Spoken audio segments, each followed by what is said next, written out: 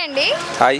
MP elections రాబోతున్నాయి కదా, so సికింద్రాబాద్లో ఎవరు గెలిచే ఛాన్స్ కనిపిస్తుంది మీకు? వాళ్ళ గెలిచా టగ్గపరున్నా కానీ కాంగ్రెస్ గెలిచే అవకాశాలు కంపల్సరీ ఉన్నాయి. అప్పటికిప్పటికి తేడాలు ఉన్నాయి.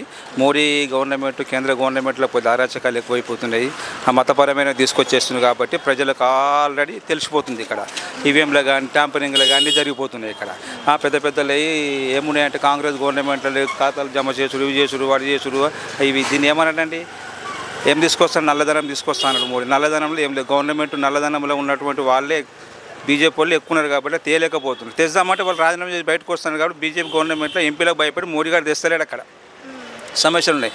కాంగ్రెస్ గవర్నమెంట్లోకి వచ్చాక ఏమున్నాయి, వాళ్ళు చేసుకుందామంటే వాళ్ళు ఏం చేయనిస్తారు, అన్నీ ఆగమాగం చేసి పారేసారు, మతపరంగా తీసుకొచ్చి ఇదనే. భారతదేశంలో స్వేచ్ఛగా ఉన్నట్టు మనల్ని ఒక రంగు పులుపుతుంది. వాళ్ళు అవి ఇవ్వకుండా రమ్మని ఒక ఓట్లు పడాయి, అవి లేకుండా రమ్మని అందరం. రాముడు నాకు రాదా, దేవుడు నాకు గాడా, జీసస్ నాకు గాడా, శ్రీకృష్ణుని మొక్కమా, హనుమంతుని మొక్కమా, మేమంతా ఆయన ఒక్కడే మొక్కుతాం. మూడు కొడితేనే రాముడు, మూడు కొడితేనే అదా సమస్యలు. అట్లా కాదండి, సమస్యలు తీసుకోవాలంటే పబ్లిక్గా చూసుకోపోయి మాట్లాడుకుని సమస్యలు ఏమున్నది, కేంద్రం ఏం కావాలి, పబ్లిక్ ఏం కావాలి.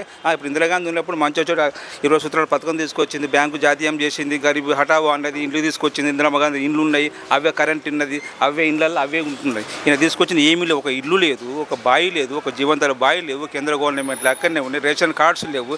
ఈ బీఆర్ఎస్ ప్రభుత్వం ఉన్నప్పుడు అంతే ఉన్నది, కేంద్రంలో ప్రభుత్వంలో అంతే ఉన్నది. ఇప్పుడేమో మారే అవకాశాలు ఏముందో స్టేట్లలో చూస్తాం. ఆయన ఏమనుకుంటారంటే 370 సీట్లు వస్తాయి, 400 సీట్లు వస్తాయి అంటాడు. కాదు, బ్రహ్మల వాళ్ళ వరకే ఉన్నది. పబ్లిక్ను ఏం చేస్తుండ్రు, చూతేతనం చేసేస్తుండ్రు, మీడియాను నొక్కి పెడుతుండ్రు.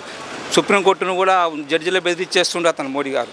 ఆయన భయాన్ని కూడా బయటకు రాలేకపోతుంది. ఓట్లు మాత్రం పడతాయి, భయానికి దూరం ఉంటుంది వాళ్ళు. అక్కడ సమస్యలు చెప్పుకోవాలంటే చాలా మోడీ గారు తీసుకోవాలంటే, మోడీ గారి విషయాలు చూసుకోవాలంటే ఏమున్నదండి అంటే చెప్పొద్దు మనం. కానీ అహర్నిశలు కష్టపడి పనిచేసేటువంటి ఎలాంటి ఇబ్బందులు ఉన్నాయి.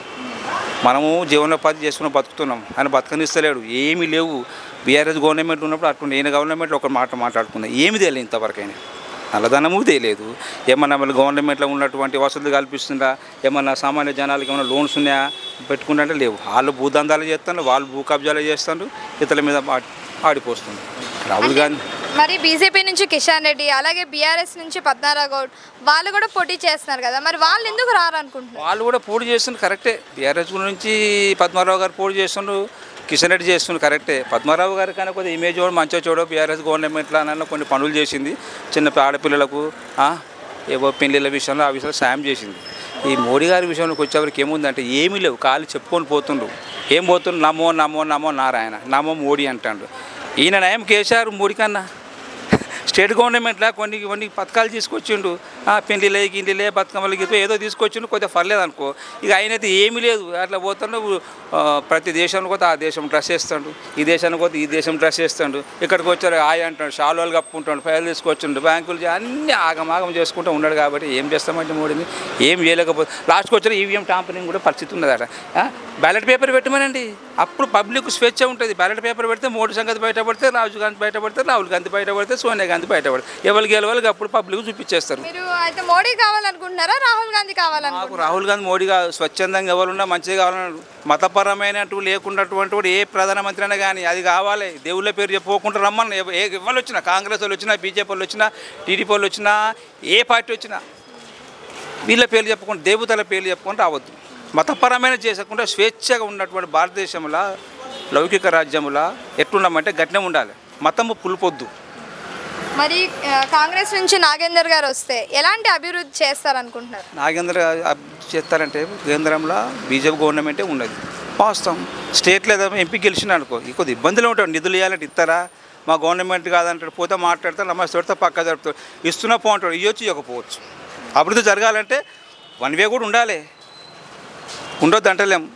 కానీ అక్కడ పరిస్థితి కొద్దిగా తారుమారైతే ఈసారి పబ్లిక్లో వచ్చిన ప్రతి స్టేట్లో ఏమొచ్చిందంటే, అరే ఒక్కసారి అయింది మోడీ గారు, రెండోసారి అయిండు, ఒకసారి తప్పించుకున్నాడు, రెండోసారి తప్పించుకున్నాడు, ఇది తెస్తానని అది తెస్తాను, ఏం తీసుకురాలేదు. కాబట్టి పబ్లిక్లో రివల్యూషన్ వచ్చేసి ఏం చేస్తున్నట్టే కొంచెం ఆలోచన పరంగా ఆలోచిస్తుండ్రు. ఈసారన్నా కొంచెం గవర్నమెంట్ తీసుకొచ్చుకుందంటే జర బెదిరింపు ధోరణులతోని, బెదిరింపులతోని సుప్రీంకోర్టు వాళ్ళని కానీ ఇవ్వాలి కానీ అక్కడ కానీ మాట్లాడితే గతం తీసేస్తాను, లోపలేస్తాను, జైల్లో వాళ్ళేస్తాను, ఇవన్నీ అవసరం అంటే ఇప్పుడు తీసుకొచ్చి ఈ సమస్యలలో పబ్లిక్ కొంచెం తెలివి వచ్చి ఏమైతే బాగుంటుంది, ఎంత బెదిరించినా లోపైతే పక్కా కాంగ్రెస్ ఓటు పడుతుంది. ఫైనల్గా మీ ఓటు అయితే పక్కా కాంగ్రెస్ వాదిని. ఎందుకు అంటే కాంగ్రెస్ పార్టీ చేసినటువంటి భారతదేశంలో అప్పటి నుంచి ఇప్పటి వరకు అవి చేసినటువంటి ఇండ్లు అవి చేసినటువంటి బావిలు అవి చేసిన కరెంట్ అవి చేసిన ప్రాజెక్టులు అవి చేసినటువంటివే ఉన్నాయి.